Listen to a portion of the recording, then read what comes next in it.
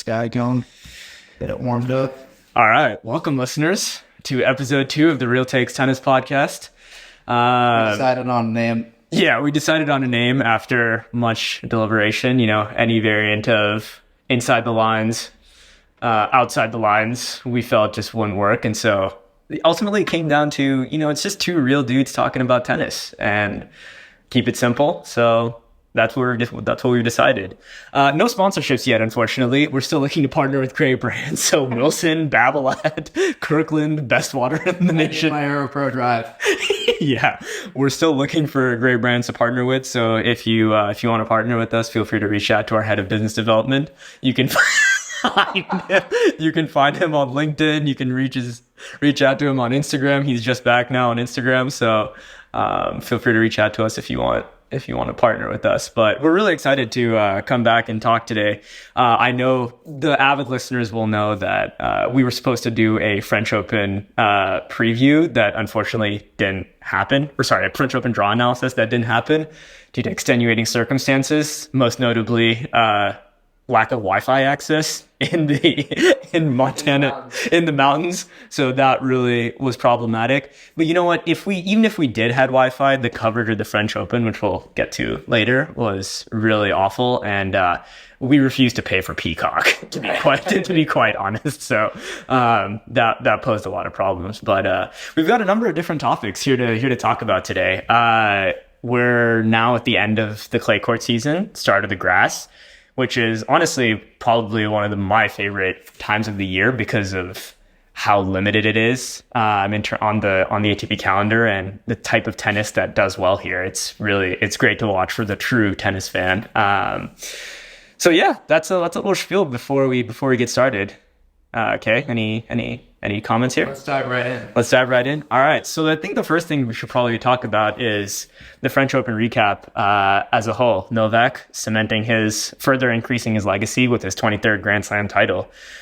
Straight drubbing over Casper Ruud. I think Casper might have been up a break in the first set, and that was literally the only time I saw him up. Correct. Yeah. And so there was not a doubt in anyone's mind that Novak would win that title and win that match. Question: has Casper Ruud won a set in a final yet? In a Grand Slam final? In a Grand Slam final, he has not. He lost to Carlos in straight sets, he lost to Rafa in straight sets, and he lost to Novak in straight sets. I think I remember reading a stat that he hasn't taken a set off the top 3. Ooh. I want to say I read that. Status quo. Yeah, that's. But you know what? For all the talk about, we talk a lot about potential of a lot of the top guys, and if you look at someone like Zverev, who seems like he's been on the tour for 10 plus years and who has such a fluid game and who's been touted by everyone to be a world number 1 player, Casper's already reached 3 finals. We got it. I mean, credit where it's due. The guy, very boring tennis player, would rather watch paint dry, as Nick Kyrgios says, but you can't deny the fact that he is an absolute baller. And at 22 years old, 23 maybe, he's going to have his chances to win a major. He's going to have one pretty soon. I mean, As soon as the sunset of Djokovic's career occurs, I think Casper might actually be one of the first guys outside that, Carlos group to claim one. For sure. I mean, the one thing I'll say about him though is my theory is he needs to win when he wins a final, it's going to be in straight sets. I think as soon as things get close and he gets pushed, situations get tight, I don't see that big time tennis that a Tiafoe or an Alcaraz can bring in those big moments. True. His style of tennis is definitely his forehand. He can dictate, he can open up the court, but ultimately he is a very consistent player, a solid player. You know what you're going to get out of him. And, we talked a lot about how prior to the French Open, he didn't have the greatest season. He was pretty shaky, losing a lot of matches, but for him to turn it on in a Grand Slam, we got to give credit. You got to give credit where credit's due. And he did a really good job. And I think we'll see how it bodes for the grass court season and for the rest of the year. We already know Casper is going to just give everyone a salute for the grass court season. Be see you later. We'll see you in the U.S. Open. Some hard courts. Yeah, maybe a quick little clay court tournament before the U.S. Open, which is kind of baffling. But No, we'll start out there, honestly, with an impressive performance by Casper. There's a lot of other players we probably should get to. Maybe let's take it from there. Yeah. So I think the player of the tournament, besides Novak, who we all really want to talk about, is Carlos. Very impressive run leading up to the semifinals. But in the semis, there was just a lot to unpack. It seemed like basically 2 sets of tennis, and then the final 3 and 4 routine, nothing. It was just him trying to survive and not quit, which is good. You don't want to quit out of those matches, no matter how you're feeling. But there's a lot to unpack there in terms of whether or not he's ready for those types of moments. Absolutely. I think, again, to reiterate your point, commendable that he didn't retire. I said this on the previous episode, but someone like a Musetti, right? I think it sends a really bad signal when you're down and out and you just quit. Tennis is a game where you have to win the last point, and I think you should be out there. If you elect to play a match, you should be out there until the very end, unless you are in a wheelchair or cannot continue. Yes, unless you dislocate your ankle like Alexander Zverev and literally could not walk. Right. Yes, you can play that. Now, to your point, though, I think the main thing we want to discuss, obviously, some of the highest quality tennis probably played this year in the first couple sets, and then the cramping began. And there's a lot of speculation about what's going on. One of our friends mentioned that Carlos has actually cramped in several of his last tournaments, even though he's gone through a few of them with wins. This is a concern. We are speculating whether he's either changed something in his training program, but I think more likely than not, a lot of this is mental. We all have experience playing big time matches, and I think there have been some historical matches even where you see a player cramp after half an hour, and that just has nothing to do with physical conditioning. It's all about the weight of the moment. Especially given the fact that Carlos has a team around him of nutritionists, physiotherapists, physical guys who are going to make sure that his diet and his pre-match preparation are up to par. So it's not dehydration. It's not it's not all of that that's going to contribute to the cramping. It's what Carlos said in his post-match interview. He's like, yeah, I came out of the match absurdly nervous. And that combined with the fact that for Novak, you're going to have to play an extra ball. You're going to have to grind a lot harder. Yep. It's going to take its toll on him. But the counter argument to that, to play devil's advocate, at the end of the day, he's still, he's still had a lot of success in these types of moments. Even the match before against Tsitsipas, he was up 5-3, 5-4. He was up significantly in that third set, almost lost a set, had it go to a tiebreak, and still closed it out. So he's still capable of closing it out when he needs to, but it's against the top 1% of the 1% of the 1%, against the extremely elite. How do you close it out? Exactly. And there are a lot of factors, right? Of course, you mentioned Djokovic's level of play, the way at which Carlos is pushing his body and his game style, sliding around the court. I think some of the other things that come to mind are, I would question a little bit on the hydration and nutrition stuff. I think there's cutting edge science that keeps coming out in research every day, where you have to stay on top of that. Maybe he doesn't have his magnesium supplementation right. Maybe he doesn't have his salt right. These are all things that you're just constantly tuning. But again, he came out, and this is not to say he is not a big match player. He absolutely is. He can still 100%. win those matches in those situations where he's tight. I think he is that guy who the best comes out of him under pressure. But when you cramp, there's no escaping that, especially when it becomes a full body cramp the way that it did in the semifinals. Yeah, no, without a doubt, everyone saw that incredible point where the ball was 10 feet, it felt like, in front of Carlos, and he still managed to get it to hit that ridiculous winner. That's how hard he's going on every single point, right? I think to take a point from what his countryman Rafa does, right? We've never seen Rafa get really tight right? Like the thing that he does so well is just he realizes like it really doesn't matter if I win or lose. I'm just going to give it my maximum effort every single point. And I think that reframing, instead of focusing on the win or the loss and just focus on battling every single point, I think that's actually a mentality change that will help him really well in the long run. The process over the results. Exactly. A liberating mental shift. Yeah, absolutely. Because I mean, I don't think I've ever seen Rafa. I don't think I've ever seen him cramp. I don't think I've ever seen him Good point.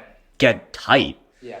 I've seen a few situations where he'll like overspin his forehand, or you can tell that he's ambidextrous and he comes over his backhand with his right hand a little bit too hard. But I agree with you. I think he's a guy who's looking at every point identically. Yeah, absolutely. And it's like it's a thing that we talk about a lot in terms of how to get better. Is like it doesn't matter whether you win or lose, as long as the framework to approach a problem and to approach a match stays consistent from match to match.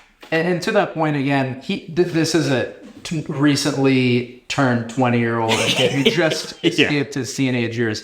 The fact that he's already this close to the GOAT is pretty impressive. But it was interesting to see that there's still work to be done, because we always have seen him as the complete package thus far. And it's to me, the most interesting thing is that he has played tough 5-setters before. Yeah. He has been in these situations before, but the fact that he cramped in the third set, in the beginning of the third set of a French Open semifinal, was a bit odd. So still, obviously, we're just speculating here, but it'll be interesting to see if more information comes out. Yeah, I mean, we're recording this episode right before his first grass court match tomorrow, I believe. So I'm sure he'll probably have a press conference where journalists will bug him about what happened in the French Open and if he's gotten over that. So more to come on that. Cool. I think that's kind of what we've got for Carlos right now. Novak time. I mean, guys, we said this before on the episode prior, like, as long as this guy's in the draw, it doesn't matter what he's done in Rome, Monte Carlo, Belgrade. The guy's the favorite to win every Grand Slam, every tournament he's in. And so just another incredible accomplishment, further cementing his legacy, increasing total Grand Slams to 23. I guess let's start with here. Who do you think gave him like the most trouble in this tournament? I mean, it's a brutal question, because no one really pushed him to that brink, right? I mean, again, Carlos, it looked close for 2 sets, but I mean, 2 sets out of 5 is 40% of a challenge. Yep. Novak is, look, I mean, I'll just say this. He has never really been my favorite player, but the respect that I have for this guy has just continuously grown over time. There's no question he's the greatest of all time. He should probably be at 25 or 26 by now. Yeah. As we mentioned in the last episode. Absolutely demolished Casper Ruud in the final, demolished Carlos in the semis. There's nothing else to be said. I was going to say it might help if we go through his entire draw. So he starts off first round against Alexander Kovacevic, up-and-coming player. Really fluid game, actually. I really like him. That was a good match. Fusovic cleaned his clock 6-0-3. Fokina, one of our favorite players. This is actually pretty close, 6-6-2. Juan Pablo Varillas, who had a really good run to the 4th round, 3-2-2. Kachanov lost the first set, but won the rest. And then Carlos and Casper. So it honestly, like, no single person here is really giving him that much trouble. It's literally just his battle with himself. I mean, he played 6 breakers in 7 matches, right? Yeah. Just counting that up. Yeah. So the sets weren't even that close. He's at a different level. And looking forward to what he can do at Wimbledon here. I guess why don't we start off? This is the one topic I wanted to cover about his run and his win. I was watching his press conference afterwards where he was saying, "Yeah, the feeling I have is just like a massive relief that I was able to win this Grand Slam." And I found that phrasing very, very interesting, because I'm sure he's probably really happy that he like won another Grand Slam, but I wonder at this point in his career, like what does he have what does he have to prove? What left does he have to like prove? Why is he like, because when you say you're like you're relieved to have won, it's almost like you know you're gonna win that tournament, barring like an unforeseen kind of challenge, right? Like it's your trophy to basically win. No one else can really beat you. Like, who is he doing this for? What is he really like getting out of this? I think you're touching at a question about motivation in general, Yes. Yeah. philosophically. Yeah. And I think the greatest people, motivation is sold in packages today all across Instagram, all across the world, YouTube. We're constantly being bombarded with this bolstering talk that is completely empty. The bottom line is that the greatest players are not doing it for any reason at all. They may have a cookie jar, as Goggins might say, of experiences that they can pull out that give them motivation and different reasons from different angles, whether it's extrinsic, whether it's the money, whether it's the love of the game, whether it's the love of improvement. Bottom line is, when push comes to shove, they go out there, and this is why Nike is one of the great companies. They just do it. There are only 3 words that matter. They execute. And that's the end of the story. It's actually really simple. He just goes out there and he knows he's the greatest of all time, and he's there to prove it. Yeah, two quick points on that. One, Nike, if you're looking to sponsor an up and coming podcast, feel free to reach out to us. Be a moonshot. Yeah. 2, I think he is also of that breed of like with the big 3 that he genuinely just loves the game that much. Yep. Like he loves playing, he loves competing, and he loves winning, which is very interesting because and he hates losing. Yes, which is a very key distinction. It's funny because the mental energy, the mental like effort he has to expend to play the way he plays every single match. It's not easy, but he's willing to put in that effort. Maybe a little bit of it is the fact that like, because he lost like a year and a half with some of the vaccine stuff, he doesn't take this for granted that, okay, while I'm still capable of performing, I should go ahead and do it. Because from our lens, like, yeah, like he's already cemented himself as the greatest ever, right? Like he's just adding titles, adding like records to his name, but maybe he feels differently. And I think the other thing I'll add is he probably feels healthy. Oh, yeah. I mean, part of your point about how he enjoys it, I would enjoy it too if I had $1.5 million a year to spend on a chef, coach. I mean, he probably feels so good hitting that ball in the center of the strings every time, sliding and doing the splits on the clay court. I mean, just thinking about those feelings, he probably just can't get away from it. Yeah, I mean, it's kind of like what Fed said when he retired, right? Like I've grown to like love so many little things about tennis that like you'll always see me around the game, and I'm sure for Novak it's the exact same. It'll be crazy whoever he takes under his wing as disciples when he starts coaching. Yeah, no, for sure. I think that was the key aspect of Novak that we wanted to cover in terms of his goatness. But this opens up the secondary question. Oh, sorry, go for it. I was just going to add on Novak. I want to talk a little bit about the tactics too. Oh yeah, for sure. I did have a chance to watch a good amount of the match, and what was crazy about the first set? P and I were discussing strategy about what Novak's probably going to do. Yeah, and we were set on, I mean, if we're in his camp, we're telling him, man, you are absolutely not letting Casper see a forehand today. Yeah. And what was so interesting is in that first set, Djokovic actually established almost the exact opposite strategy, right? Where he started going to the forehand on the first shot, whether it was the serve or the first return or the second ball in play, and then opening up the backhand from there. And what was really interesting about that is the requirement when you open up the backhand and start going to the backhand is you need to be dialed in on your inside and forehand. And it was really interesting to see Novak actually not catch a clean,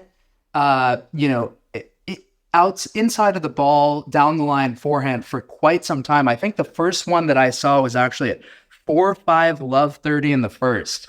So he was executing this great strategy of, I'm going to go first ball to the forehand, open up the backhand, and then he just couldn't find the inside of the ball on that down the line to close out the point. But once he got that going, I mean, there was really no looking back. I'll also add tactically, it was really interesting to see how far Novak pushed himself physically. He was bending over after points in the first set. So again, kudos to Casper for just pushing Novak that hard, even though it was a straight set win.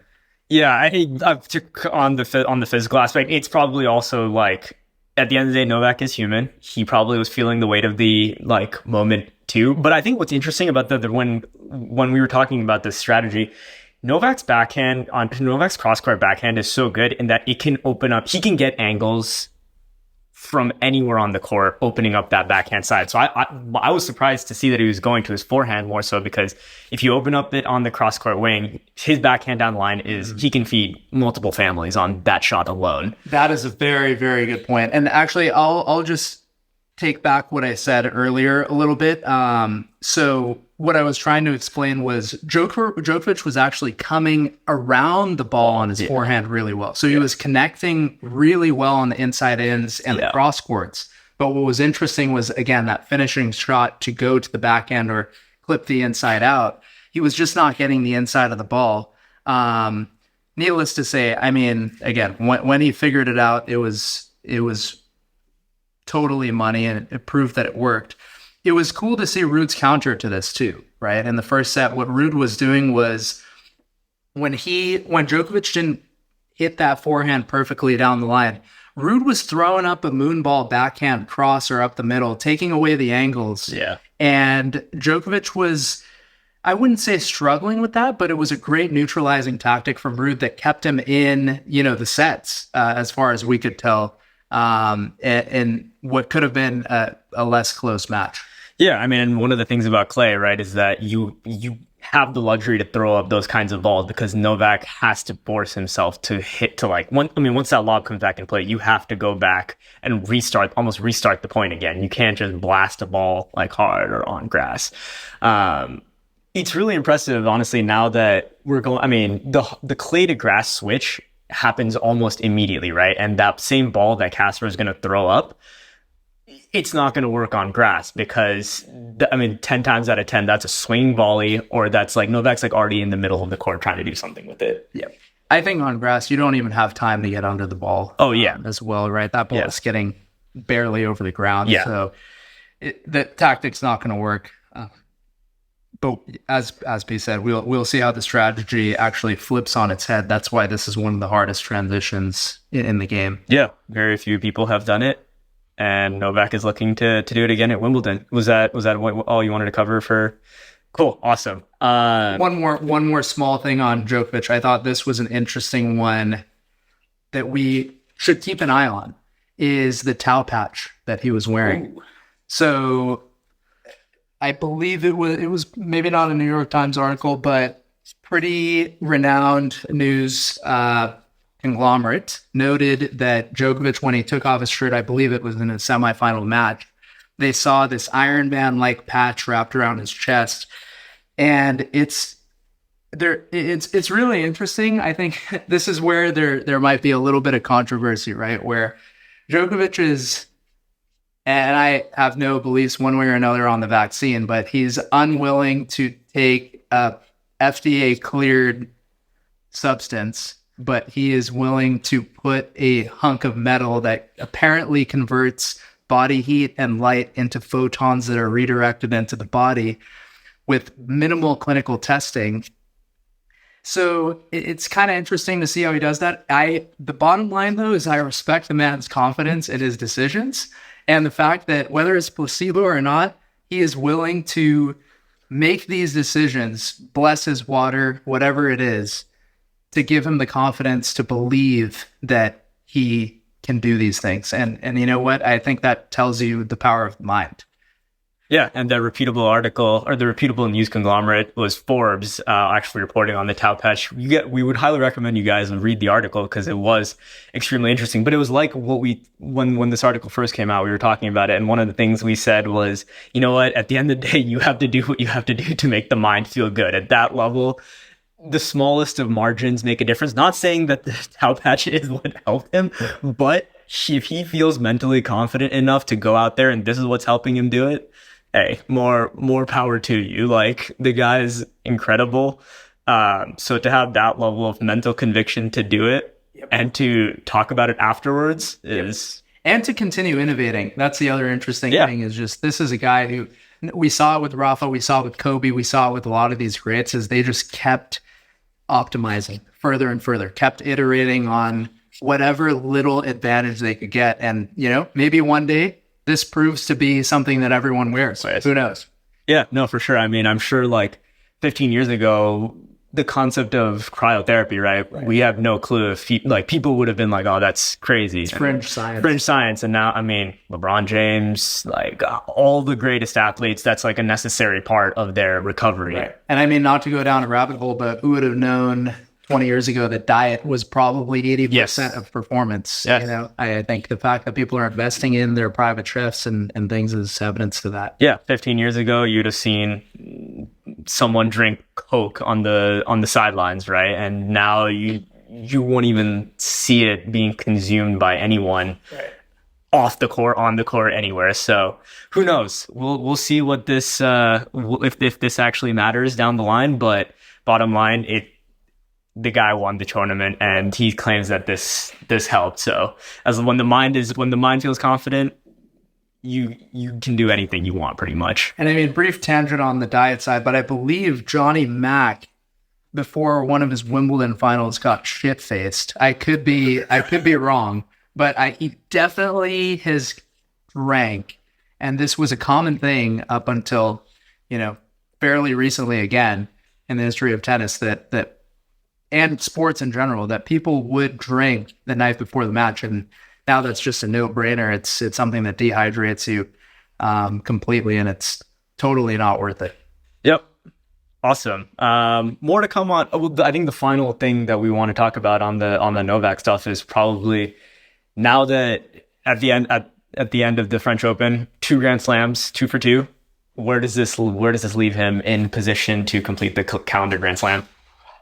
Still the favorite. Still the favorite. Again, every time he steps onto a Grand Slam court, there's very few people who can compete with him under pressure. And I think Wimbledon, low key, I mean, maybe not low key. It's high key. It's high key.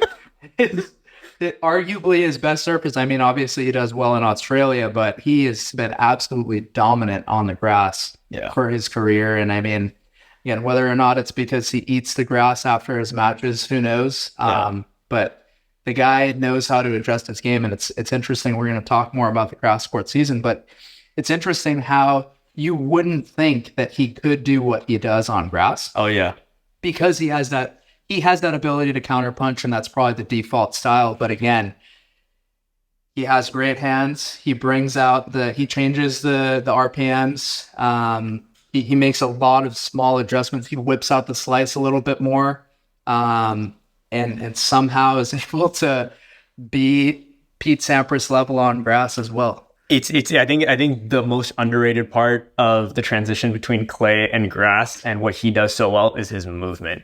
He moves around the court extremely well. I was watching Medvedev play earlier today. And one of the things that felt really interesting was it felt like he was very unsure of his footing. Like Medvedev was like, he's 6'6", he's tall. It felt like he wasn't moving all that well. But Novak, the stuff he does on hard and clay of just sliding all around the court, that's really risky on grass, but he's able to do it. And he's able to, like, as we say, he's in position every time to hit the ball right in the center of the strings every single time. And that's, I think, the most underrated aspect of his game that translates so well across all surfaces. Absolutely. And we will have to figure out maybe no one will ever know exactly what he does in these couple weeks between the French Open and Wimbledon. But grass is a totally different surface to move on, right? Yeah. I mean, we saw Matarino, I mean, shatter his knee against Federer in that 5th set. Probably should have beaten Federer that When he match. had that opportunity to win, it is a brutal surface to play on. Horrible for the joints. Yeah. Very hard to start and stop. Wet patches. The conditions of the grass court change over the course of the week with the wear and tear of the baseline.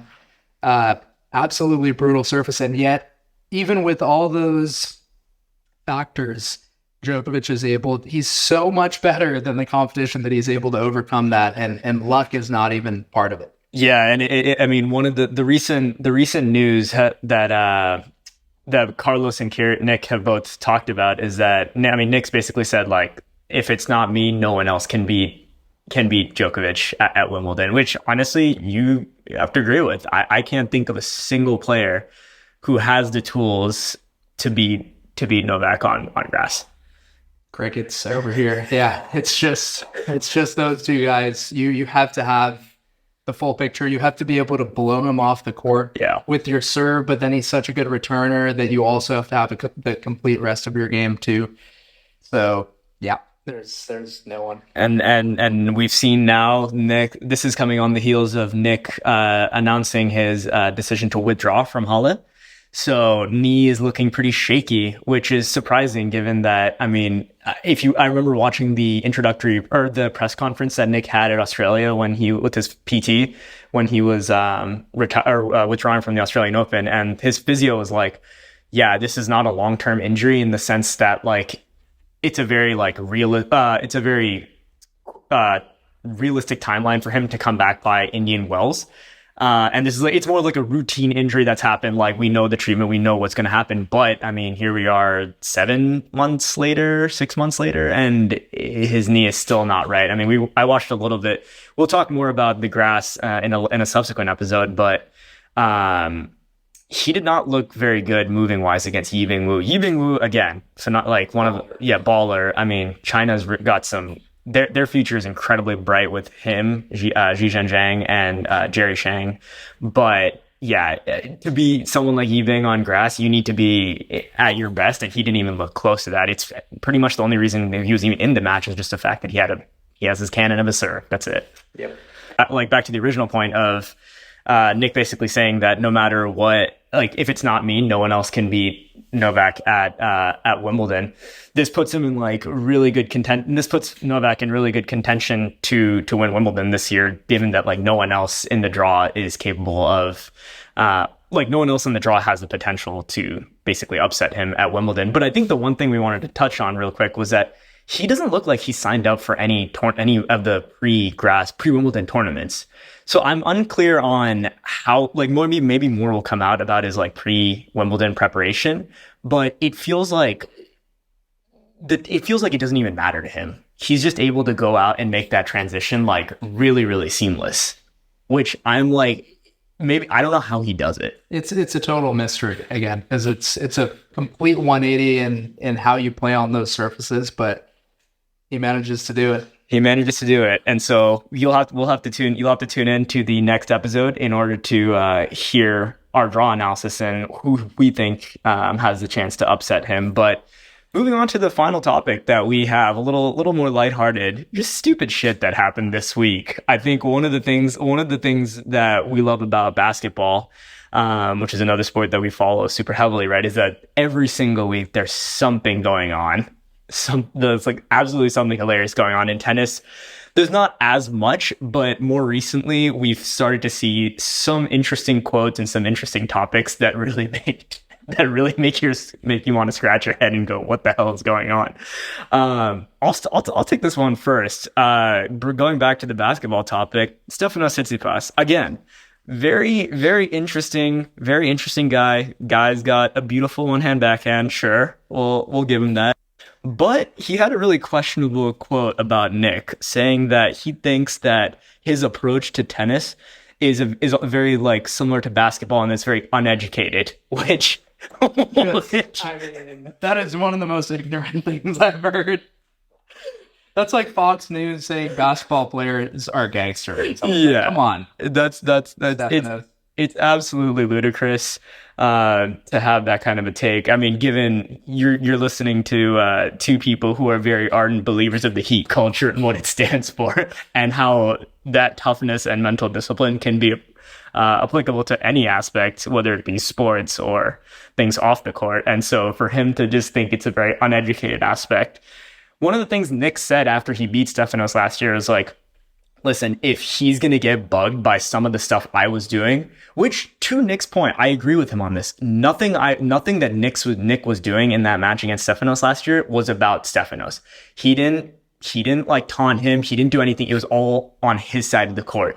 But Stefanos was so disturbed by that Nick was like, look, if that's what's bothering him, that's the reason why he hasn't won a Grand Slam. That's the reason why he's not progressing, because he's too focused on like the other shit that's going on instead of himself. And not to make this a roast of Stefanos, but I mean, for him to be criticizing other players is quite hypocritical, because the on-court coaching before it was allowed, the little things that he does between points to get in his opponent's head have been cited, and he is one of the more disliked players on the tour for these gamesmanship things that he does. And I mean, another evidence of hypocrisy is, 4 days ago, Stefanos tweets this, and this will be my stupid moment of the week. Very, very contradictory to what he said about Nick Kyrgios's preparation. Quote, "Don't forget to stop and see and listen and love, because one day this will all be gone, and so will we." I don't know if that's put him into a completely different headspace, or what he's, if he's consumed with other things outside of tennis right now. But yeah, that's a baffling message. It's a baffling message. I mean, it's just it's corny. It just doesn't make any sense. Yeah, well, there you have it. Two things that really caught our eye this week and made us question what's going on. Both happen to be Stefanos related, which, this is pure coincidence. Pure coincidence. It's not like we typed Stefanos' name and tried to find things that he said over the past week. That may have been That may have been what would happen, but you never know. Awesome. Anything else that you think was stupid this week? No. Do we want to do successes as well? Successes that happened this week. Yeah, we can do that. Do you have any successes that you think that caught your eye this week? I was gonna throw out a semi comedic one, which is Andy Murray winning 2 challengers in a row. Yeah. Just another guy where we really are questioning, like, what is his motivation, right? This is a guy who, he has a wife, he has kids, he literally has a metal hip. Yeah. But somehow just the passion for the game is like a magnet that keeps him stuck on this goal of getting back to whatever level he achieved. For him to play in the Challenger Tour, I have a lot of trouble wrapping my head around it. It's even different to me from Andre Agassi stepping down when he fell outside the top 100 to play Challengers. This is just like, this is a second career. At 36 or however old he is. It's baffling, but again, loves the game. It's interesting to see juxtaposing him and Djokovic, right? I'll let Pete talk about that. Yeah, definitely. Like Novak at this stage, right? Novak is the one who's still competing for Grand Slams. Like, he's still, like, there's still an opportunity for him to maybe further the total so that no one else will even think about catching it, right? But when you're at, it's like Agassi says in his documentary, like, when you're going there and you're picking your own balls up at the Challenger, right? And like, there's 50, 60 people watching. It's a very different atmosphere than playing the finals of the French Open. There's literally, for Andy, no pressure for him competing at a Challenger level. And he's playing guys who are going to be like 200, 300 in the world. He has nothing to gain from that. But I think the thing that we've seen from Andy is that he loves the game so much that, and it's been talked about, right? Like, I don't think he knows what to do outside. He does. He just plays 8 hours of video games a day. Yeah. It's almost led to his divorce. Yeah. And I think, like, one of the things that'll be really interesting post career is, like, you can almost see him making an immediate transition over to commentary and coaching. Absolutely. I mean, who knows? He might be playing mixed doubles until he's 50. Yeah. No, I mean he loves the game. He loves being around it, and I mean we've literally harped on this like 5 times in this podcast alone. But like that's to some extent that's why the greats are what they are, like how good they are. It's less about the motivation from inside. It's more about pulling from motivation externally to figure out how to get yourself up to do it, right? So like I was just thinking about what's going through Andy Murray's head before a challenger final. I mean, maybe he enjoys kind of almost going back to the roots of like the junior days. Maybe it's like nostalgic for him stepping on that grass court in England and picking up the balls, like you're saying, calling lines, maybe not at the level we were at for about 20 years ago. They were calling their own lines. Yeah. And just going back to feeling like a kid competing for that plastic trophy. Yeah. You know? I mean, it's just, I could almost see that being for a lot of people more motivating than, you know, having all these nerves and all these other things that come with like the fame of having the spotlight on you in a slam. Yeah, we'll see if this 10 years from now, we'll see if this affects him and he's able to like, you know, walk properly, because I hope so. Yeah, these extra matches, I mean, make no mistake about it, challengers are no joke. They're still an extremely high level of competition. You're playing the best guys in the world day in, day out. Arguably harder in some ways, right? Because these are guys who are hand to mouth. Yeah. Who are fighting for every ball the way Rafa fights on every point. Yeah. And they're going to throw the kitchen sink at you, right? There's no one watching. Yeah. They're going to do whatever it takes to win without worrying about the repercussions. Yeah, because for them, honestly, there's more to gain and more to lose for them to like winning a challenger match than Andy is. Like at the end of the day, he's set.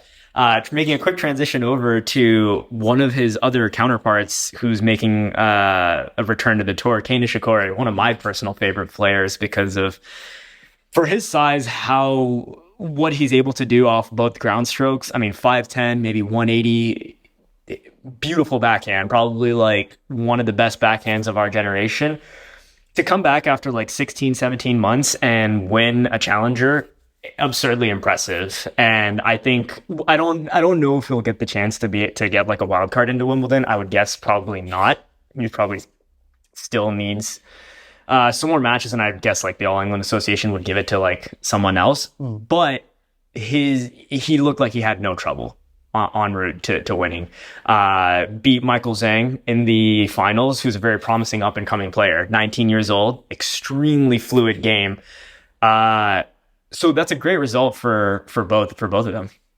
Yeah, I mean, the only thing I'll add with Kei is this is a guy who, to a degree, I mean, really elevated the continent's level of play, right? This is a guy who put the spotlight on Japanese tennis. Oh, yeah. Brought up the men's game quite a bit. I mean, I don't want to discredit anyone before him, but to be top 10 and get to the level that he did. And did he make a slam final as well? Yeah, lost to Cilic. Lost to Cilic, yeah. And Cilic, I mean, he beat Djokovic en route to that final, right? The guy is a straight baller. So great. I think that's a great pick for success of the week.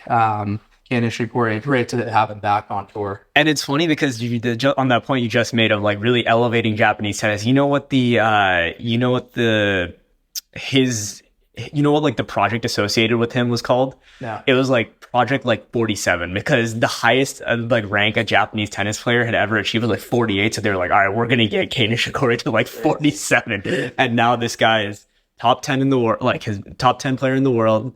He's reached a Grand Slam final. He's beaten Djokovic. I think he's beaten Federer. I think he's beaten all three. Might have wins on all of them. Might have wins on all three. One of my personal favorite matches was Kei against Rafa in Madrid.